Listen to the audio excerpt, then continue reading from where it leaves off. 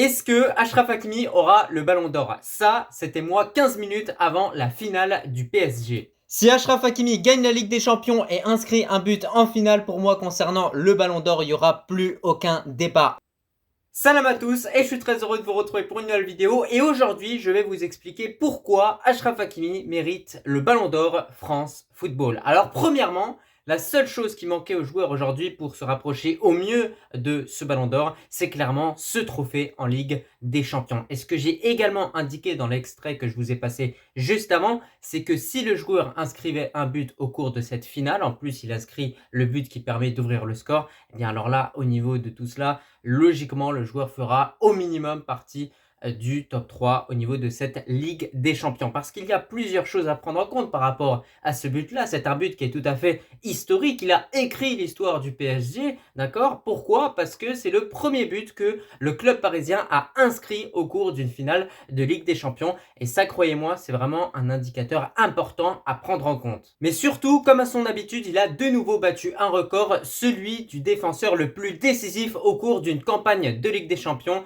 Et là, encore une fois, je suis désolé, il écrit l'histoire clairement de la Ligue des Champions. Et ça aussi, c'est un indicateur très très important à prendre en compte. Et grâce à cette grosse performance, il a vraiment réalisé une saison 2024-2025 complète avec au total 10 buts inscrits et 14 passes décisives. Je tiens à vous rappeler que ce joueur-là évolue au poste de défenseur droit. Et ça, encore une fois, je vous le dis, c'est énorme. Deuxièmement, Achraf Hakimi est le meilleur à son poste, on peut clairement le dire, il est le meilleur latéral droit du monde. C'est clair, il y a d'ailleurs plusieurs légendes qui l'ont répété à plusieurs reprises, j'oublie les noms, mais on voit que de manière générale, au niveau de ce débat concernant les défenseurs droits, il n'y a plus aucun débat justement, c'est Achraf Hakimi le meilleur clairement à ce poste-là. Et il ne faut même pas avoir peur de le dire aujourd'hui, avec l'ensemble de cette saison 2024-2025, ce qu'il a réalisé au cours de cette saison, je pense qu'il fait clairement partie des meilleurs joueurs au monde, si ce n'est même le meilleur joueur au monde justement.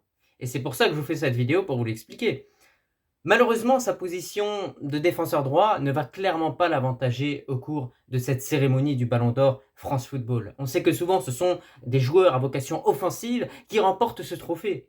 Mais en réalité, lorsqu'on regarde quels sont les critères dans l'ensemble, on regarde les performances collectives au niveau des trophées et on va regarder les performances individuelles. Au niveau des performances individuelles, Hakimi n'a plus rien à prouver. Il a inscrit un but en quart de finale de Ligue des Champions, en demi-finale de Ligue des Champions et en finale de Ligue des Champions. Donc il s'impose clairement comme un joueur décisif au sein de cette équipe du PSG. Mais surtout, ce qu'il faut prendre en compte en réalité, c'est qu'il a remporté la Coupe de France, le Trophée des Champions, la Ligue des Champions et il y a également la Ligue 1. D'accord? Donc il a remporté tous les trophées possibles en lice. Sans oublier également un détail que beaucoup oublient, c'est les JO 2024. Il faut également le prendre en compte. Un parcours historique avec le Maroc qui a obtenu la médaille de bronze et où le joueur a joué un rôle extrêmement important au sein de cette équipe marocaine. Encore une fois. Donc je suis désolé, quand on voit tous ces éléments, il y a les performances collectives, il y a les performances individuelles, il y a les trophées, il y a les grosses prestations que le joueur a pu sortir depuis des mois. Mais surtout, moi, ce qui me surprend avec ce joueur, c'est vraiment le fait qu'il est très régulier et qu'il est constant dans ses performances. Ce qui n'est pas le cas pour d'autres joueurs que certains placent comme futurs gagnants du Ballon d'Or.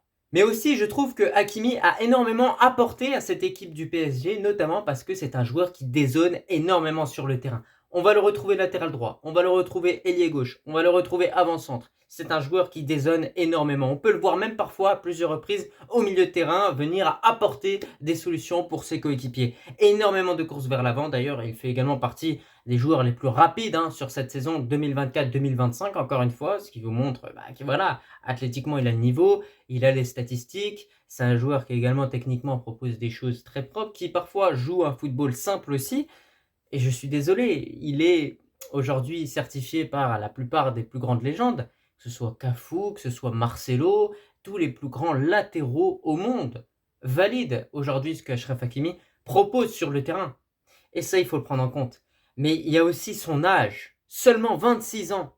Aujourd'hui, avec tous les trophées qu'il a pu remporter, même avant cette saison 2024-2025 qu'on compte avec le PSG, il y a eu des trophées avec le Real Madrid, il y a eu des trophées avec l'Inter Milan. Et bien là, il y a encore tous ces trophées que vous ajoutez. Et tout ça, d'accord, à 26 ans. Il a une carrière à 26 ans digne d'un joueur de 35 ans qui va prendre sa retraite. Et c'est là où on se rend compte que ce joueur-là est sur une autre planète en réalité et que certains qui tiennent certains propos sur Hakimi sous-estiment tellement ce joueur-là et sous-estiment l'impact qu'il a eu dans cette équipe du PSG. Parce que voilà, ça fait plusieurs saisons qu'il y est.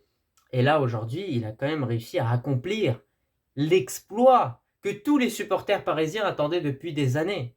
Et en parlant également de supporters parisiens, je ne connais pas un seul supporter qui n'aime pas Achraf Hakimi. Et pourquoi? Parce qu'aujourd'hui, c'est un joueur qui est fair-play, qui a une superbe mentalité, qui, lorsqu'il a inscrit ce but en finale de Ligue des Champions contre l'Inter Milan, il n'a pas célébré parce que c'est son ancien club. Il a même été applaudi par les joueurs de l'Inter Milan. Pourtant, sur le terrain, il a fait très mal à cette équipe de l'Inter. Et ça vous montre aujourd'hui tout le respect que ce joueur a, la bonne éducation qu'il a reçue, la bonne éducation marocaine qu'il a reçue, également la proximité qu'il a avec ses proches, où il les invite à rejoindre le terrain. Il y a également le comportement, je pense, en dehors du terrain qui compte beaucoup, je pense, quand on voit la qualité d'un joueur. Un joueur peut être bon sur le terrain, mais peut être exécrable en dehors du terrain. Achraf Hakimi est bon sur le terrain et en dehors du terrain, c'est une vraie personne, proche également des supporters. Donc tout ça, selon moi, ce sont vraiment des éléments fondamentaux à prendre en compte. Sans oublier un fait, c'est qu'aujourd'hui, selon moi, je vous le dis, et d'ailleurs il y a plein de supporters parisiens qui le disent, il est le meilleur joueur du PSG cette saison. Donc s'il est le meilleur joueur du PSG cette saison, vous le mettez devant Dembélé. Et donc après, quelle est l'autre concurrence? Yamal, Salah, d'autres joueurs également. Et je suis désolé, aujourd'hui, Achraf Hakimi serait ailier droit, certains ne se poseraient pas la question concernant le Ballon d'Or. Mais là, sous prétexte que ce joueur-là est défenseur droit et qu'il ne marque pas tout le temps, même s'il marque tout le temps en réalité, eh bien, ça fait que d'autres vont préférer mettre en avant Rafinha, Yamal, etc. C'est dommage, c'est très dommage. Après, il y a aussi le fait que c'est un joueur marocain. Et enfin, je vais insister sur une dernière chose concernant ce joueur-là. C'est le comportement exemplaire qu'il a, notamment avec l'équipe nationale du Royaume du Maroc. Déjà, il porte le brassard de capitaine. Mais deuxièmement, malgré cette saison où il a disputé plus d'une quarantaine de matchs, d'accord, plus d'une quarantaine de matchs, 90 minutes à chaque fois, et bien là, il va se déplacer, rejoindre le camp d'entraînement marocain pour disputer les prochains matchs contre la Tunisie et peut-être contre le Bénin à Fès. Je trouve ça exceptionnel. Je trouve que c'est un comportement exemplaire, un comportement de patriote, comme il l'a montré lors des JO 2024. Il ressortait d'une grosse saison. Il est quand même venu mettre à côté ses vacances pour justement représenter le Maroc pendant les JO. Je suis désolé, ce joueur-là, tout ce qu'il mérite, c'est du respect, c'est de la considération. Et c'est pour ça que je vous le dis, en tant que Marocain, on doit mettre en avant ce joueur-là. Et avec tous les arguments que je vous ai énoncés, avec tous les points qu'on a vus petit à petit aujourd'hui dans cette vidéo, je suis désolé, ce joueur-là mérite amplement le Ballon d'Or. Aller à l'encontre de ça, pour moi, ce serait vraiment faire preuve d'un déni pas possible. Quand on voit l'ensemble des choses que ce joueur-là représente sur le terrain, en dehors du terrain également. Donc voilà, n'hésitez pas à me dire en commentaire ce que vous avez pensé un petit peu de mon analyse, de ma lecture, si vous avez une lecture différente.